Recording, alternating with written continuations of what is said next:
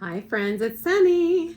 So, for those of you who do not know me, I am a professional ballroom dancer, which means I have competed and performed from the newcomer amateur all the way through the championship professional divisions throughout the United States and the world. I also owned the largest ballroom dance studio in the country for over 15 years and have a vat full of experience from inside of the ballroom dance world. So I'm here to share that with you today from kind of an industry insider's perspective to hopefully help people that are new to ballroom dancing or just curious based on what they've seen from reality TV shows and such. So as I shared in my previous little video mini series on this hot topic, there's a number of differences the way that franchise studios run and the way that independent studios run. This should be my final closing video in this series, sharing kind of the pros and cons of each of these studios because they're quite different. Both have pros, both have cons. And as previously shared, you cannot typecast every single one into an exact category. Certainly, studios are diverse and there's always an exception to the rule. So I am speaking in generalities here. Okay. This little series is not from my own kind of personal opinions because I do have my own personal opinions, but I have based this on the feedback from many pros, meaning teachers, pros, meaning studio owners, and amateurs, meaning students who have either owned or taught in or took lessons in both a franchise studio setting and an independent studio setting to hopefully present a well-rounded informational piece about how these studios differ, okay? So next up on the list, franchise studios do a very good job compared to most independent studios in helping the students feel like they are making progress. Not necessarily that they are making progress, because most of the people who have worked in both types of studios say that you make faster progress taking lessons or teaching in the independent studio where you have more freedom to teach the student at their speed. However, they generally have kind of a medals testing system in these franchise studios, or I have bought the bronze package, which I finished, therefore I am an accomplished bronze dancer, and these types of things generally don't exist in the independent studio world. So certainly there's empirical ways to evaluate your progress, but that tends to be in the competition venue, or perhaps even like a studio showcase venue, where you're up against a wide variety of skill levels. And certainly in the Open USA Dance, the NDCA sanctioned competitions, which are not closed to a certain studio or chain, but they are open to everyone. You really get to see where the chips fall when you're up on the floor against all these diverse skill levels. And even if you don't want to compete yourself, you can see that if your teacher has taught amazing dancers, successful competitors, wow, that's probably a competent teacher. So anyway, I have an interesting story for you related to this. As I've shared in some previous videos regarding Blackpool, which is kind of the world's most elite ballroom dance competition. It's in England every year, up in Blackpool, hence it's called Blackpool.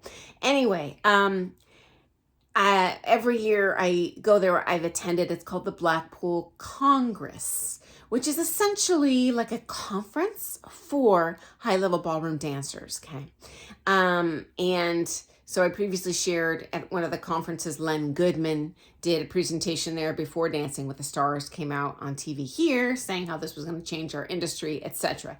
So very insightful, helpful, accomplished people that are doing presentations there, many of them, and it's all day for 2 days straight. So anyway, one of the presentations I saw in a Blackpool Congress was from, I don't want to list names or countries, but a very highly, highly respected former world champion. Talked about this kind of accreditation process for students, medals testing, this sort of thing. And the consensus among the elite dancers there was, this is a sham to give students the belief that they are progressing when they in fact are not becoming good dancers. I'm not saying that your franchise studio is not doing a good job getting you out, successfully teaching you. I am just saying I am painting with a broad brush, and you can often come out of a franchise studio with a self-perception of your skill that might be a little different than the actual execution of your dancing or true mastery of the figures at your skill level. Again, there is something to be said for a feeling of progress. And if people feel like they're making progress, they are more likely to stick with their dancing. It can be very frustrating when you are in fact progressing as a competitor, but everyone else is progressing as well. You might even see your results go down even though you're getting better. So this can be very disheartening and sometimes demotivate an otherwise great dancer with great potential. So I do feel with strength or weakness, this is something that franchise studios provide that the vast majority of independent studios do not, okay? Final point in what one of many assets that the franchise studios offer, according to people who have taken, owned, taught in both types of studios, is that they don't just fritter away their higher profit margins, and they do have substantially higher profit margins. Those owners tend to make a lot more money than the independent studio owners. But they don't just do that and spend it all on themselves. They do reinvest in their business, particularly interiors. So the franchise studios, and again, I'm generalizing, generally speaking, have much nicer interiors, okay, compared to those independent studios. So while most independent studios, again, there's always an exception, but they tend to be, just maybe some chandeliers, T8 kind of industrial lighting, a wall or at best two walls with mirrors, perhaps padded benches, maybe even folding chairs along the side of the room. Very simple, okay? Whereas the franchise studios tend to, not always, but tend to invest in really elegant furniture. They have a lot of money they can spend on special effects lighting, fancy equipment, beautiful artwork, really elegant in interiors. And often people, especially wealthier clients who are probably going to have the money to take in those franchise studios, really appreciate feeling like they are getting that white glove service, and don't necessarily want to feel like they're almost taking in a gymnasium when they go to an independent dance studio. And that type of client is usually not the one that's aiming to be a super high level dancer either. They want a luxurious experience. And I would agree, just the nice decorations is going to give the impression that they are receiving great value for their money. Kind of like if you go into, a nice hotel restroom and they have someone there handing out towels and cologne and stuff. It's just to feel like, yes, I'm important. And that would definitely, for many people, be well worth the money that they, the extra money they spend there, okay? So in summary, in my, again, private professional dancers groups, those that have worked both in and outside of the franchise studios, the vast majority believe that the level of instruction, the ability to achieve really high level, beautiful dancing is easiest to attain in an independent dance studio.